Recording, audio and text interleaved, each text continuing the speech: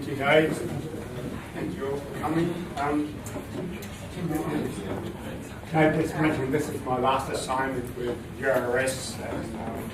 There's an engineering consulting company that's moved on, and people like myself no longer have a place in that organisation. But that's life, changes occur, and when I took this exercise on, one thing that I'd share with you that you do hope that sometimes you get a little bit of wisdom, a little bit of insight to see what was coming. I had no idea when I took on this job of updating the audit of regulatory change, just how extensive the changes had been over 6 years. And it was just horrendous trying to get on top of the regulatory changes, let alone apply the principles. So in that, I just want to share that thought with you. But I think that there's messages there about the overall policy framework that we operate in and the governance structures within that. The regulations that were applied to primary legislation, audit legislation, and ministerial guidelines and regulations, which have legal effect, that is enforceable in the court of law. Strategies, policies, and that are not enforceable law, in my mind, is not regulations, and not enforceable and it's outside scope. And so we're really concerned with what is often called colloquially black letter law. And also it excluded petroleum, gas, and taxation matters. I was a blessing not having to get into the areas of royalties and payments and mineral resource rent tax and so forth. It also excluded cost recovery, and I'll come back to that right at the last. So Aares undertaken 2 audits of the regulatory arrangements applying the minerals. One in 2006 and the updates in 2013. In 2006, the audit was undertaken in the then guidelines approved regulation, and Gary Banks, the bank reviewer, as chairman of the Scientific Commission, on the regulatory task force. Flowing on from that review, COAG endorsed the principles of best practice regulation in October 2007. And that endorsement involved a commitment of all jurisdictions to apply those principles in making regulatory change.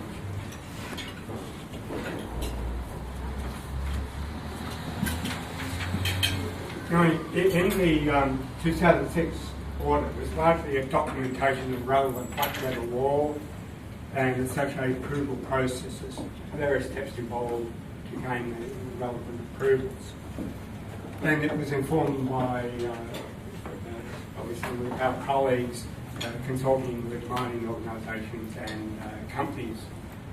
For the 2013 audit, this is where my aid really kicked in, the Minerals Council requested the identification of regulatory changes since 2012. It also included New Zealand, and we'll work through Cetera, the counterpart of Minerals of Australia and New Zealand. And I want to identify the changes to assess the consistency of the decision-making process with the COAG principles in making the changes.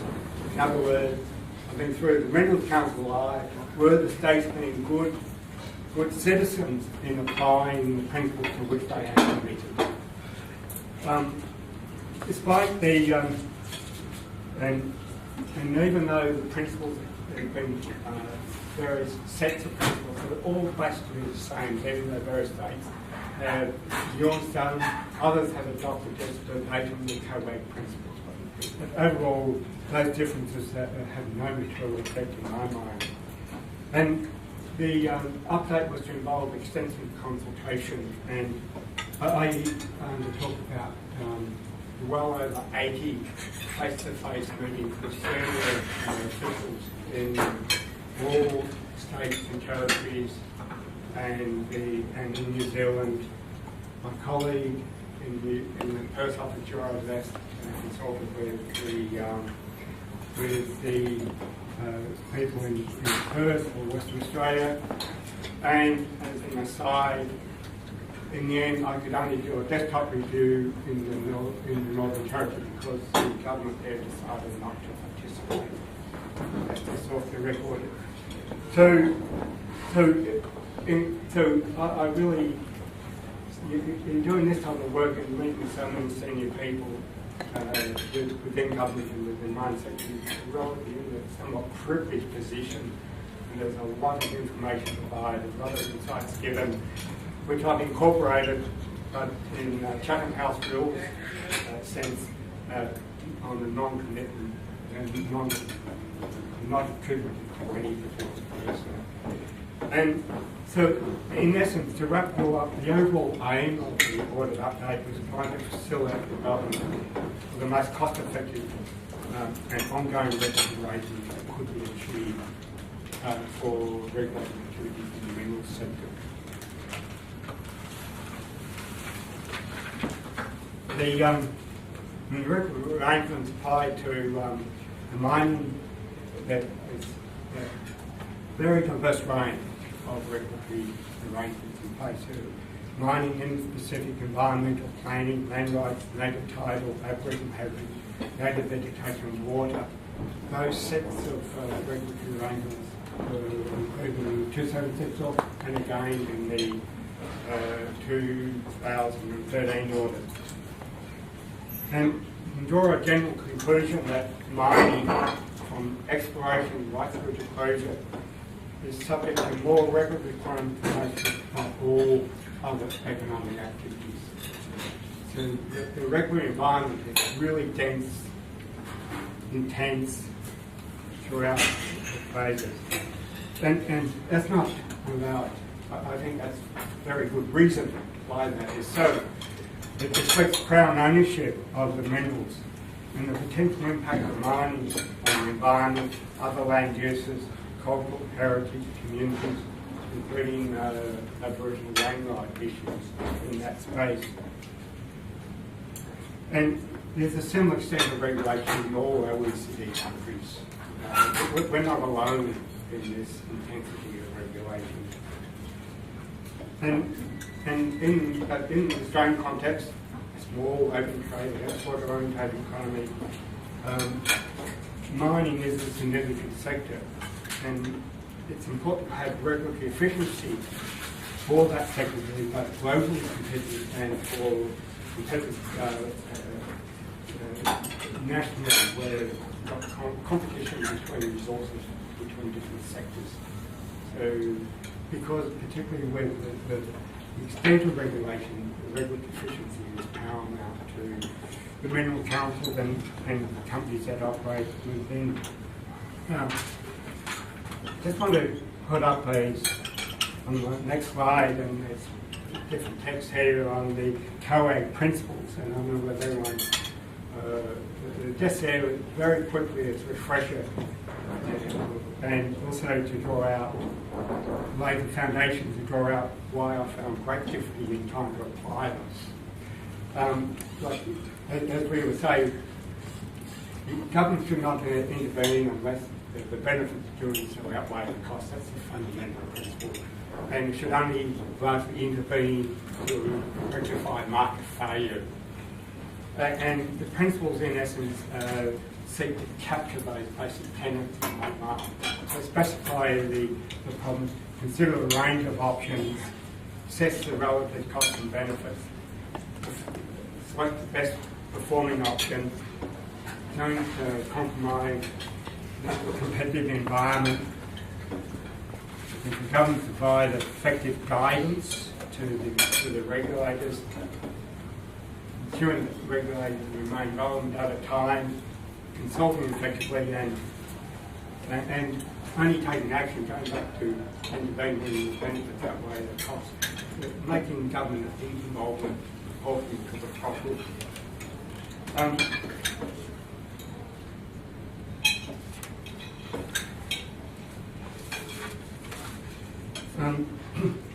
As I just mentioned, I found that the principle is inherently difficult to apply in a way that could form a consistent framework that people have applied them. They're like half-set jelly and you're trying to pick them up from the floor. You just can't really grab hold of them. And so they're really silent on how the problem should be, that requires justification, should be determined. And in essence, those problems require a very high level of specialist knowledge and expertise across many disciplines. The disciplines are captured in different sets of legislation. And they are, next going back to this, they are a mixture of technical issues, the red text, process issues, the green text, and governance issues, and also silent on relative weights. So in terms of an evaluation framework, they really just, they break in your hands. So I stepped back and the approach adopted was to view the principle being fundamentally about justifying the need for government to intervene in a small open trade economy to address market barriers. So why does the government become involved in terms of preventing environmental harm or protection of native title issues? And if government intervention is justified, determining the most cost-effective ways of achieving, of intervening. That is to avoid government failure in addressing market failure. Is the way I would summarise the principles. Just like to go through a couple of contextual, more contextual considerations. There is that fundamentally we have or use the Westminster system of social governance. We're talking our British heritage. And that involves the separation of three functions. Parliament, which has the responsibility for passing the black letter law, the judiciary, which interprets and enforces the law, and the executive, the government of the day, essentially cabinet, which is ministers of black letter law and is accountable to Parliament for that administration. And in that performing the function as the executive, it's supported by the bureaucracy or the administrative arm of government. And from society's point of view, the bureaucracy provides the ongoing capacity for the executive to develop policy, implement laws and regulations, and generally support ministers to fulfil their responsibility to Parliament. It's the old space of Frankenfield's advice that certainly was very relevant to my time in government. I leave it to younger people to comment on how relevant it now is now several years since I moved on to government. And I think that notion of Frankenfield's advice, although still alive, may not be as healthy as it once was. Anyway, the Australian, and then as well as that, we've got the Australian Constitution and the regulation of mining activities. Most economic activities reside largely with the states and territories. And there's limited powers and involvement of the Commonwealth. In respect to mining, apart from the corporation's power, it's the Environmental Protection Law, the Conservation Act and the Native Title Act is where the Commonwealth has most influence. It's moving on a little more to government failure, and we're all guilty of using the term often. But I think, given those sort of Westminster issues and the constitutional issues, when we're talking about government failure, we're really talking about failure of the executive arm of government. And rather than the bureaucracy per se, I think we need to be very clear about where that responsibility for government failure lies. If you listen to radio, for example, at the moment, you'll feel there's often what I call collective non-responsibility. Ministers not taking responsibility for things within their portfolio, putting that responsibility over to the bureaucracy to defend, when in reality it's ministers like the cabinet that is responsible. It's quite significant in the regulatory space in government issues that arise. And the government failure and probably failure of the executive arm of government arises for many reasons, including not clearly specifying the problem or outcome sought, not intervening when there was a need to do so, intervening the wrong way given the underlying problems, and with that making constant changes even though there's no time to adjust to. Not enforcing regulations, major issue out there in the minds of many, not monitoring the effectiveness of regulation, and not developing the required skills, expertise, knowledge to determine the regulation in a cost-effective way, and not establishing the required competent authority to withstand and carry out a role in technical assessment, so that's with respect to water management, native vegetation management, native title issues, heritage issues. And the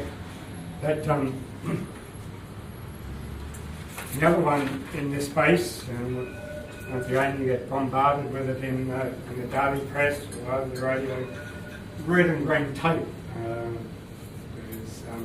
And green tape is just red tape coloured because it's dealing with environmental regulations rather than other types of regulations. But these terms are widely used. It's almost daily pronounced by politicians to use plain red and green tapes. Like a panacea to all economic woes if we get rid of this burden. And such pronouncements often supported by various interest groups.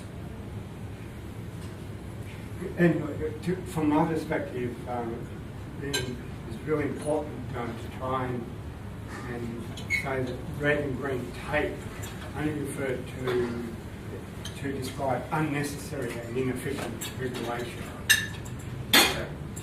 And that results in costly effort to achieve regulation that could be avoided. And if you have red and green tape, it's a consequence of the tape. And however, red and green tape is often used to refer to unnecessary cost impost by certain sections, even though there's an underlying justification for government to intervene from the perspective of the wider community. So unless, and because of what I do is quite significant ambiguity about red and green tape, the pursuit of red and green tape per se by the executive can cause the loss of legitimate justified regulation. And we have to be very, I think as a profession we have to be on our guard in that regard. There's a lot of zealous efforts in that space. Competent authorities, I just want to spend, people who are not familiar with competent authorities, and to spend a few moments on that. It's a critical aspect of any regulatory framework, and it's integral to the conceptual regulatory framework of the OECD. This is not coming just as an endorsement of the OECD behind it. And in essence, competent authorities and government agencies have been established by legislation to manage the undertaking of particular technical assessments, whether that's native vegetation, water management, and they should represent the highest undisputed authority for assessments. And their assessments may be transparent and done in a way that avoids gaming. If I can digress and give an example in Victoria in respect of native vegetation, there's no overarching legislation within which to deal with native vegetation issues. It's dealt with through the Planning Environment Act, which is empowering legislation, and through that third planning scheme. So, whereas in other states there's specific legislation. So in Victoria, when issues arise about challenging assessments with respect to native vegetation assessment, that is done through Panels Victoria, and not a body like Jeffery or someone that is competent in that area to carry out the assessment. So you get gaming between interests in an inappropriate forum within which to address those particular technical aspects. So I'll come back to that point, but just wanted to use that as the illustration of where there's serious fault lines in the basic regulatory apparatus in terms of providing the required standing for these technical assessments. And Victoria's not all that, but Victoria may be, in this regard, an outlier. So, competent authorities, some of their legislative functions should include setting standards and conditions required to meet desired regulatory outcomes, determining how those standards are to be applied and met, assessing the capability of potential providers of technical assessment services, and licensing and auditing their performance. Those providers of technical assessment services, and people familiar with the OECD European framework refer to notified bodies, but they're, in a sense, licensed to be competent to carry out particular assessments within their field of expertise. And that aspect of undertaking assessments can be made contestable in open competition. But the setting of the standards and the role of competent authority, I would argue, is not the space for competition. They're there to, by legislation, fundamentally to address market failure. And market failure means competition doesn't really help in that space. So you don't have two competent authorities, but you have a competent authority that's subject to certain disciplines and open transparency disciplines. So the findings. The period between the two audits, 2006 and 2007, can be described as one of persistent regulatory churn. Slightly less from New Zealand, that becomes a more stable basic legislative framework, but make that as a passing comment. And the changes covered all aspects of the regulatory spectrum, from primary legislation, supporting legislation, guidelines and directions. Many were the results of numerous reviews in all jurisdictions, and there was constant machinery of government changes. And all jurisdictions were very active in that space. And this churn occurred at a time when one would expect the regulatory framework to be stable, to capitalise on the economic boom in the mining sector out there. But it wasn't. It was anything but stable. As to the role of the Minerals Council in generating some of that churn, certainly governments didn't just respond in isolation. That's all I can say there. But the churn was a major drain on the resources of governments to regulate effectively. And that drain also occurred at the time when we had significant resource pool of resources away from government because of the mineral sector boom and the relative wage rates. So getting a stable regulatory framework up there is a clear responsibility of the executive government to improve. And the churn is also difficult to explain given the underlying market failure reasons why governments intervene in all the spaces outlined. And these reasons relate to technical, scientific matters, cultural matters that are long-term in nature and do not change quickly over time. So how you avoid environmental harm, in particular mining activity, doesn't change greatly. And so overall, the conclusion was drawn that the churn suggests that the regulatory approval process had become politicised with an increasingly short-term focus over that period. there's perhaps one exception to that when you're looking at new mining activities such as coal seam gas, new technology of fracking, that regulatory framework designed to manage the risks and so more inherent uncertainties in that space. You would expect some time to bed down because everyone's on a learning curve. But other than that, except apart from when changes in technology arise, the regulatory framework should be relatively stable through time, and that's over a long period of time as well. So, in applying the application principle of the COAG,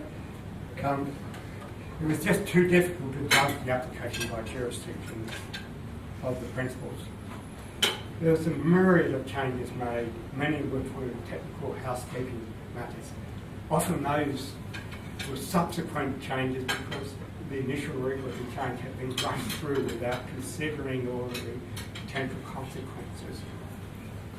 And also coming in from outside, ex post, was really, you weren't involved in the decision-making comment. You had no standing to make any judgments about how well officials had behaved or not and why they acted in the way in which they did. And you couldn't apply the principles as a checklist. And the other thing that came through was not once in all the conversations I had and all the reviews of change did I come across one example where the principles had been applied in any way that might have been as intended. Not one. But I just read that with you. But many of the government officials say that they applied the principles axiomatically as part of policy 101, just doing their day-to-day jobs. They were conscious of the problems they're trying to resolve, how best to address those problems, looking for the best way of doing so, without necessarily stepping their way through the principles. And in that case, all the technical housekeeping then becomes just too immaterial to go back again and again and apply the principles. And I, from my experience, quite a reasonable position to hold. So that the principles when applied, I don't view as a hanging offence. And also application of principles, whether it's in this way or when you're doing a regulatory impact statement or business impact assessment in Victoria, or even the business cases, you're only applying them at a particular point in time. But then in that sense, they're passive, very passive.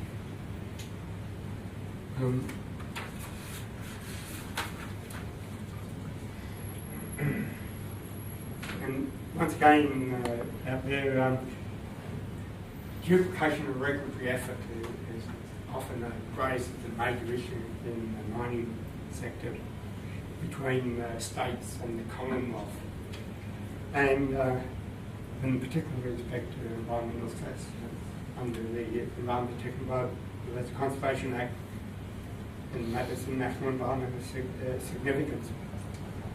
However, caution, and from numerous discussions, I just wanted to say, caution needs to be exercised about the extent of such duplication. There's been significant effort through the COAG and the Environmental Reform Agenda to reduce the duplication, and through bilateral agreements, guaranteeing environmental assessments and so-called strategic assessment processes, where the process of the data is enforced by the Commonwealth to meet Commonwealth requirements. So you don't have to do the same thing twice, or so that different jurisdictions do not end up doing the same thing twice or more. The other reason to be cautious is that the different acts and responsibilities of ministers and different acts to respective parliaments may differ. So what a minister need to do, so the Commonwealth with the responsibilities to the Commonwealth Parliament, may not be satisfied with what, also may not be satisfied by what is required for the Victorian Minister to meet responsibility. And those differences really need to be thought through and go back to the implications of the Constitution. And if there was any duplication as such or unnecessary costs, it tended to arise from the lack of coordination in the administrative processes between the different jurisdictions. And that was failure to agree early on the required data to make an informed assessment that would meet requirements in the various approval processes. And of particular concern, not doing that early enough so that applicants for approval do not find themselves after an application begins, say for 6 to 12 months, find they now have to do a new study that could have been laid on the table right up front. The other aspect that came through was that often the different approval process got out of sequence in time sense, often caused by turnover of staff and lack of resources within governments. But that was getting out of the sequence, which was the issue, rather than duplication per se. So the other aspect, not so much in Victoria, but in New South Wales and Commonwealth, we started on independent expert panels to give advice on regulatory approvals.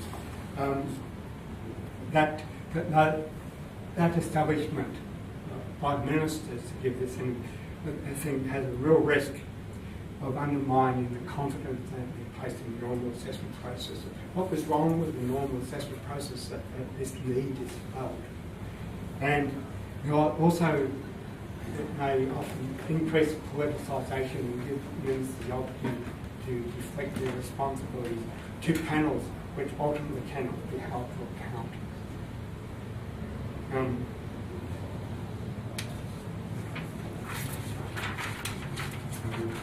Now that time is getting away, the findings in mineral sector, they're widely accepted the need for regulation, and that was what they called their social license to operate. They needed to comply with the regulation rather than be able to operate. But they won't gain a local community and wider community support. That's a real concern of them. They also, the principles were, in applying the principles, not in their mind, the forefront of government officials' mind. And I asked them about what changes would they make to the regulatory arrangement, and they all came back to desired characteristics of good regulatory frameworks, not one particular change. And it was, as we would do, not good outcomes, measures of success established, stable, predicted, provide certainty, enough to move on, and monitor and enforce what's the if regulations aren't monitored and enforced, what's the purpose of them? That was a fairly strong theme to come through. And these characteristics were seen as leading to regulation would be applied in good faith and with procedural fairness. They were really paramount issues in the mining sector, which gave rise to mutual trust and respect between all parties. And regulation also should involve the appointment of a lead government agency. Which government door do you knock on to find out how you get an approval process going and who will grant that approval? There should be a single approval process from the perspective of the applicant and this issue of a single approval authority. Bearing in mind that we've got an array of regulatory requirements behind that. So it also come through was the significant reduction in the capacity capability of government agencies since the 2006 audit. And that was viewed as impacting on the social licenses to operate, and was readily acknowledged by many government officials. And this concern was also expressed strongly during the 2006 audit. And this loss was occurring at the time when both the complexity and confidence required to carry out assessments was increasing. To me, it's a really deep social malaise, this issue of the adequacy of technical expertise within governments. And with that came in Queensland to deal with it, they put the reverse owners approved onto mining companies to demonstrate their compliance with regulatory requirements. And mining companies in Queensland are most uncomfortable with that. They've lost the independence, lost the scrutiny required, that the desired outcomes were being achieved. And they knew that reverse owners approved would ultimately threaten their claimed social licence.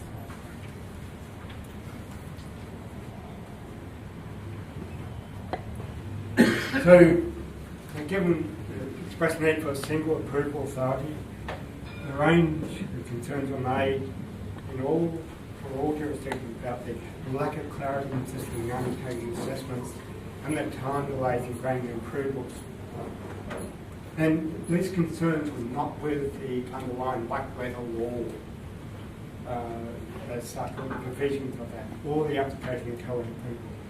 They stemmed, as covered, from the lack of capacity, capability, competency within government to integrate these separate assessment approval proposals for different agencies in the whole of government regulatory decision process. And it's mentioned staff turnover. And providing that required capacity, in my judgment, is the responsibility of the Cabinet. And how Cabinets discharge that responsibility will determine the culture and the procedural fairness and trust which will be embodied in an approval process. So, although different, South Australia and Western have both implemented whole of government approaches. And they're way out there compared with other jurisdictions in doing so. And the approaches, both approaches were intimate involvement of cabinets. In South Australia, the Cabinet designated the Department of Manufacturing, Innovation, Trade, Resource and Energy, DMITA, as the lead assessment agency. And in turn, DMITA allocated case managers to particular applications to drive the assessment and approval process. And then DMITA integrated those assessments. And those assessments were carried out by the relevant technical competent authority, whether it's water management, major education, or heritage issues. In Western Australia, different approach. They appointed a central coordinating agency, the Department of Premier Cabinet, to act as the recipient of applications and then to appoint a lead assessment agency and to drive the assessment and approval process into a single determination. And once again, the relevant technical assessment was carried out by the appropriate competent authority.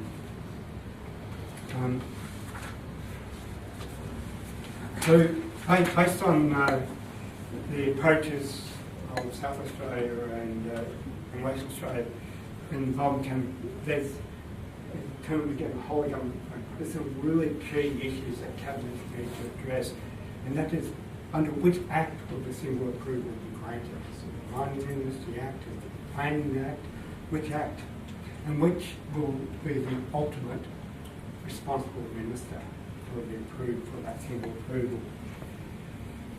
Determining which government agency will act as a central coordinating agency, a lead assessment agency, a competent authority. And which government agency will be responsible to bring together the various assessments into a single advice on the approvals. Determine how internal differences may be resolved. Can they be resolved by just people getting together, or do we need someone there to bang heads together to get these issues resolved? Nature and extent of the approval process. Determine how the approval conditions are monitored and enforced. And assessing if the different agencies have the required standing and resources to carry out those functions, and taking steps to address that if not. And all this, I think, needs to be done in a way that is open and transparent to the public. So, in that, and this is going to be hard to see, I tried to bring all those insights together into an overarching governance diagram, and this larger version will be available through Dave A3 format, which sets on the left side there, that sets up the basic legislative framework and the roles of Cabinet. And I'm suggesting there that the Cabinet break down into a subcommittee involving Mining Industry Minister, Planning Minister, Environmental Minister, and and also native title type issues. And that subcommittee be convened by a member of the minister that is relatively neutral, such as the Minister for State Development, and is looking at the broader issues and bringing in the advice of other ministers. Just need that to me, working through the Premier is a key component. Then you're moving on into the assessment responsibilities and the approval and post-approval, and trying to make clear the roles of central coordinating aid, lead assessment aid, competent authorities into approval and then into post-approval. I'm trying there to depict the overall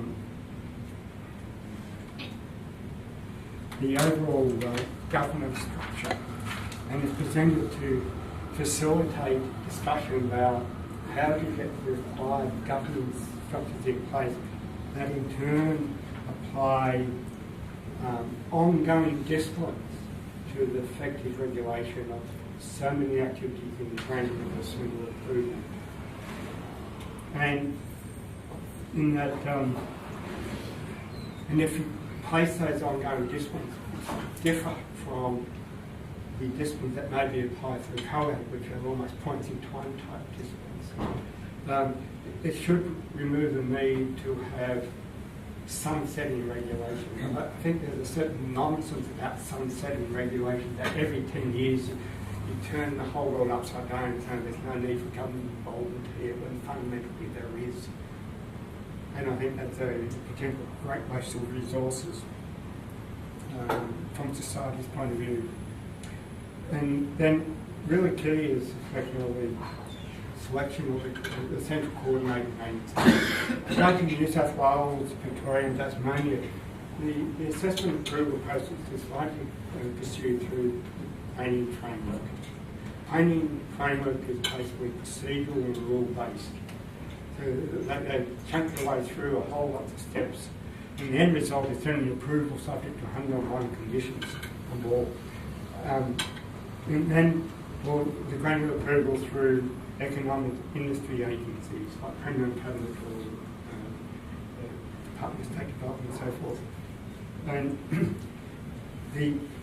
those comparison across jurisdiction, when industry agencies, economic agencies grow the process, are far more outcome focused, far more willing to address each project on its merits and the associated risks and what they're regulated, and far more comfortable in taking the whole of government approach that brought together the social and economic conditions that need to be considered. Economic, I include under economic, environmental issues, which are fundamentally about the allocation and use of natural resources.